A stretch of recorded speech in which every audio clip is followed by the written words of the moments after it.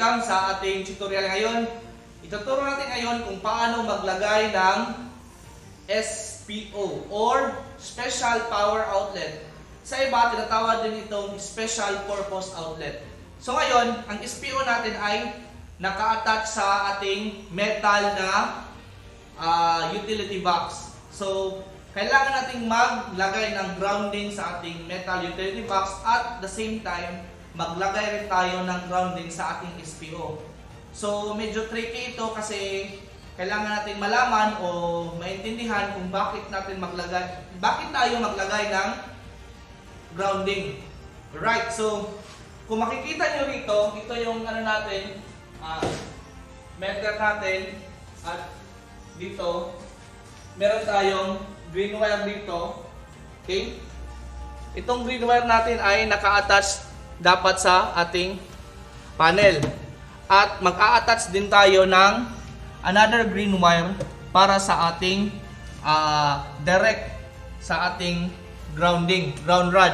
Yung ground rod natin ay pwede na yung 1 metro yung haba. Pwede yung mas magandang gamitin yung ground rod, yung copper, made of copper, yung pabilog. Right? So, from the panel board at itong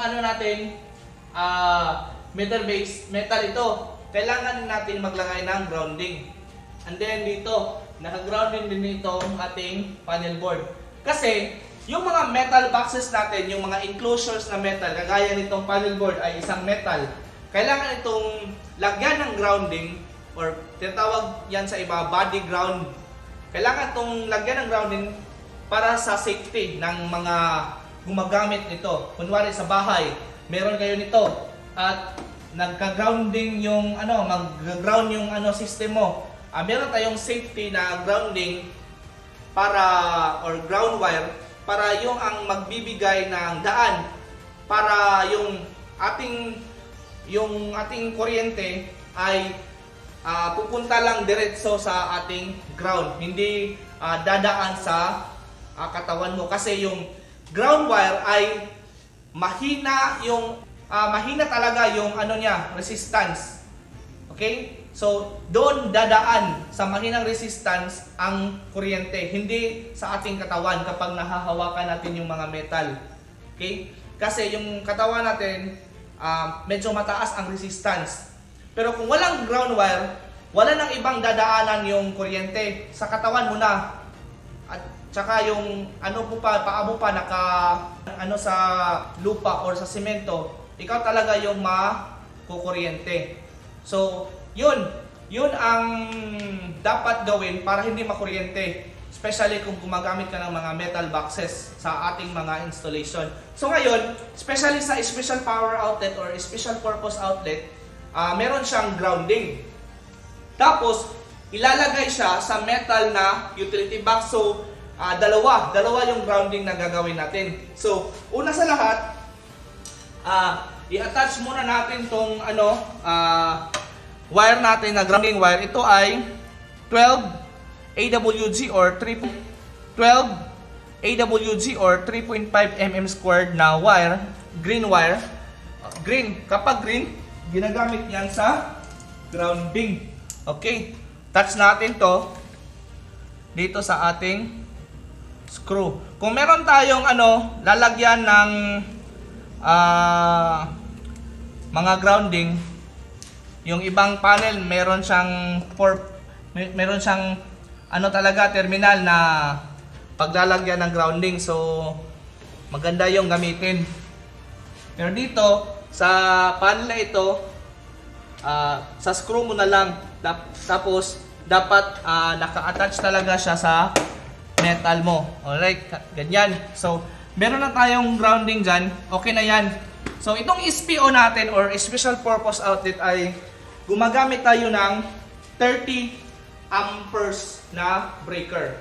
So sa 30 amperes na breaker, ang dapat na gagamitin dyan na conductor or wire ay number 10 AWG or in equivalent sa mm squared ay 5.5 mm squared.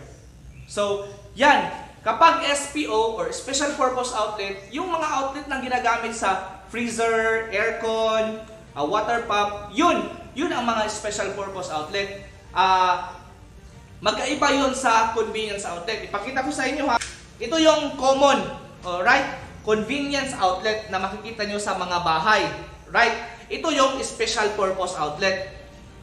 Kita nyo? Magkaiba ang forma.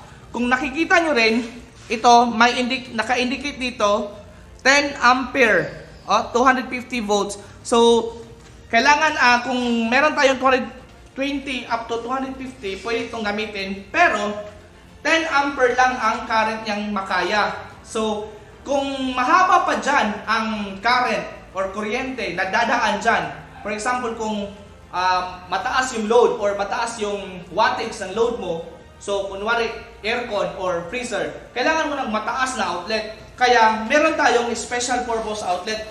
Kung makikita nyo dyan, meron tayong 20 amperes. Okay? 20 amperes rating. So, kaya niyang mag-hold ng 20 amperes na current.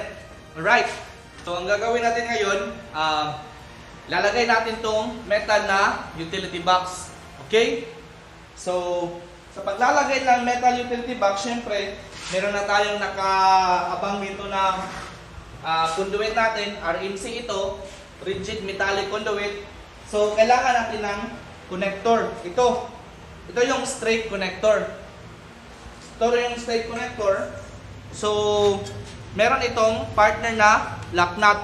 Okay? Ito yung lock nut, ito yung straight connector. Partner yan. So, lalagay ito dito. Ganyan. Tapos, itong lock nut sa ito.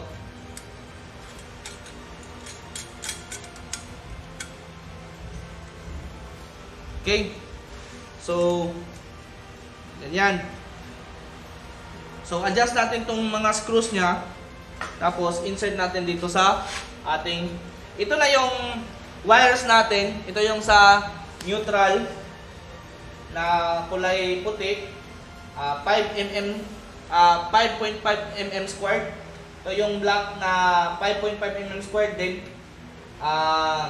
Para sa ating live. Ito yung ground wire natin na naka-attach sa box sa ating panel board. Itong mga malaking wires ito, itong 5.5 mm squared natin, ito yung naka-attach sa ating circuit breaker na 30 amperes. Kasi ito yung partner kapag yung malaki na yung natin load sa ating outlet, kailangan nating malaking breaker at kailangan nating malaking conductors ng wire natin. So ngayon, insert natin to dito sa ating pipe. Itong green wire natin, ano lang to? 3.5 mm squared. Pero kung gusto nyo talagang gumamit ng malaki, kasi yung sa standard ng Amerika, yung sa NEC, nakalagay doon sa NEC, National Electrical Code ng Amerika, kung ano yung ginagamit mo na conductor sa linya mo at sa yung grounding mo ay kasing laki rin. So, dito sa Pilipinas, yung Meralco, yung iba pang mga electric cooperative ay ina-accept na yung 3.5 mm squared na grounding sa lahat ng system. Okay, acceptable na. Ito. So, insert natin. Tapos, tighten natin itong mga screw ng ating connector. Tapos, itong, natin, naka-attach na to sa wall. Kasi sa EIMNC2, sa assessment, ito yung gagawin mo. Hindi nakabaon sa semento yung i-install mo. Naka-attach lang sa wall, surface ng wall, yung mga boxes natin. Right? So, syempre, meron tayong wood screw. Screw natin dito. Okay? Screw natin itong isa. Yan. Dapat mahigpit yung pagka-screw mo kasi sa assessment, ginaganyan yan sa mga assessor. Kapag maluwag, diyan papasa sa standard. dapat hindi lang isang screw, dapat at least meron kang dalawang screw na ginagamit. Okay, so itong ano natin, itong ground natin, kung makikita nyo sa ating SPO, ito na yung SPO natin ha. Sa ating SPO, meron tayong dalawang butas dyan at isa. So tatlo na lahat. Itong isa, ito yung sa ground. Itong dalawa sa neutral at live ito. Itong malaking butas na paganyan, yung mahaba, ito yung para sa neutral. Itong maliit lang na butas, no? Kung ikukumpara mo, makikita nyo dyan, meron siyang difference. Itong maliit, ito yung para sa live. Ito yung sa neutral, ito yung sa ground. Sa back part niya, makikita mo dyan, may naka-indicate na letter N, para neutral yan. Dito may naka-indicate na letter L, para sa live. Ito naman, may symbol sa, schematic symbol sa ground. Okay? So, bali, dalawa sa neutral, dalawa sa live, dalawa sa neutral. Hindi ibig sabihin kung dalawang butas, dalawa rin yung dapat ilagay mo na wire. Kasi ginagamit itong pangalawang butas sa bawat terminal kasi ito yung para mag-jumper ka. Mag-jumper ka kapag meron ka pang idagdag na pangalawang outlet. Okay? So, pero hindi na ina-advise yung mag-jumper ka from outlet to outlet. Mas mabuti pa yung mag-splice ka sa wire niya. Okay? So, ngayon, anong gagawin natin? Una, ilalagay natin itong grounding natin. Itong wire natin dito sa isang butas ng ground. Tapos, itong isang butas ng ground, maglalagay tayo ng isang wire. Tapos, ilalagay natin doon sa ating utility box natin na metal. Okay. Pakita natin ha. Unang gagawin, ito. Splice muna natin tong ating ground wire. Right? Splice muna natin to. Tayo ng magandang gumamit ng electrician's knife, yung knife or yung utility knife kasi hindi ka mahihirapan sa splicing. At meron din tayong tinatawag na wire splicer, yung tool. Right? Ito na yun. So, naka-splice na yung ating ground wire. Lagay natin dito sa isang butas ng ating ground. Right? Insert lang natin to. Ganyan, okay. Naka-insert na. Dapat, walang lumalabas na open conductor. Nakabaon talaga lahat ng open conductor. Susunod naman, ang gagawin natin ay maglagay tayo ng connection ng ground wire from our ground na connected dito, tapos ilalagay natin sa utility box. Bakit lalagyan natin ng ground wire ang ating utility box? Kasi gawa ito sa metal. Kapag nahawakan ito, maaari ang nakahawak dyan ay makukuryente. Lalo na kapag merong ground sa ating system. So, kailangan mo talagang, especially yung mga wires natin, merong mga dents or yung mga butas, tapos nakadiin na sa metal, lalo na sa pipe. So, maaari ka talagang makuryente dyan. So, itong grounding natin ay nagsisilbing protection para sa electrocution, yung para hindi tayo makukuryente. Tapos ito, splice natin tong ating ground wires para sa ating box. So, ito na yun. Ito na yun, naka-splice na. Lalagay natin to sa ating isang butas ng ating ground. Diyan.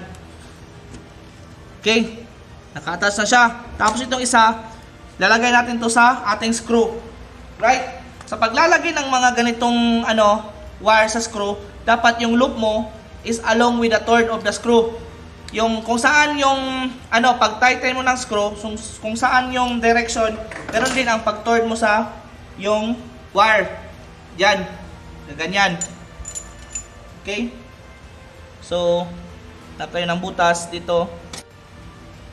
Tighten mo lang yung screw. Okay? Yan. Well tightened na. So, yung ating grounding ay naka-attach na sa ating ating SPO, Special Purpose Outlet, at naka-attach na rin sa ating body ng ating metal utility box. Okay. So, The next step na gagawin ay ito. Ito yung next step natin. Splice natin tong mga conductors natin para sa live at neutral. Unahin natin tong black para sa live. Right?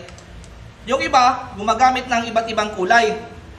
Merong yellow, merong blue, meron ding pareha lang yung the same lang yung kulay sa lahat ng linya. Sa mga neutral man o mga gagawin natin dyan, dapat magkaiba yung kulay para yung repair, alam niya kung anong linya yan. Kasi mas mahirap kasi yung nagre-repair or nagme-maintenance yan kung hindi niya alam kung anong linya, or kung wala ka nang magawa, yan lang ang available na material mo, maglagay ka na lang ng tape dito at lagyan mo ng marking live or L, ganyan. So itong black para to sa ating L. Okay, L natin. Live. Insert natin dito. Right? Ganyan. Ka-insert na ang ating live. So, as what you can see, meron pa tayong extra na butas dito. Ito yung ginagamit kong mag-additional tayo na ng iba pang outlet. Okay? So, itong isa naman. Itong isa, remember, itong isang puti ay ito yung para sa neutral. Okay? Para to sa ating neutral. So, insert natin dito sa letter N. Right. Yan. Kompleto na. So, ready na siyang i-screw natin. Lagay natin. Okay? So, remove muna itong cover plate niya. Ito yung cover plate niya. Remove muna kasi kapag naka-attach to, hindi ka makapag-screw sa butas. Right? So, fix muna natin yung mga wires na dito. Tapos, okay, screw natin to, no? Tapos natin mas-screw yan lahat. Dalawa. Pwede na natin ilagay itong ating cover plate. Okay? So, ganyan lang ka-easy. So, explain ko ngayon kung gaano kahaba yung strip natin, yung opening natin ng ating wire, yung ini-insert natin dito sa butas ng ating SPO. Okay? Kung makikita nyo, meron ditong strip gauge. Nakalagay dyan strip gauge. Ito yung strip gauge. Lahat ng outlet or switches na flash type, merong strip gauge. Tulad nito. Dito, meron 12 mm. Ganyan. I-ano mo yan lang dyan. Ganon. At yun. Yan ang 12 mm. Yan ang i-remove mo na insulator. Yan na lang yung strip natin. Ganyan kahaba. Dito. At yung ibang outlet, convenience outlet to, meron din itong strip gauge. Dito, ganyan. Yung marking na yan. So, nasa 12 mm din. Ganyan. So, commonly, nasa 12 mm talaga yung mga strip gauge natin. Yung kukunin natin, yung i-open natin na conductor. So, ganyan. So, naka-attach na to, SPO natin. So, sa susunod na video, tuturo natin kung paano magdagdag ng another outlet. Pwede SPO din or CO or convenience outlet. Okay? So, may maraming technique kung paano idagdag. Pwede siyang yung extra butas natin, yung sa SPO natin, meron tayong extra butas, pwede tayong magdagdag dyan. At pwede rin tayo mag-separate na wiring. Pero dito rin sa tubo na dadaan. So, medyo, mas maraming wires na ang gagamitin. So, sa ngayon, ito muna, SPO na attach sa ating metal utility box at sa ating SPO din, meron siyang grounding. Meron din tayong third wire na ground wire.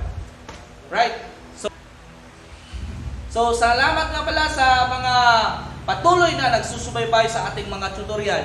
So, huwag kayong mag-alala. Manood lang kayo sa mga bawat upload namin. Sigurado meron kayong matututunan.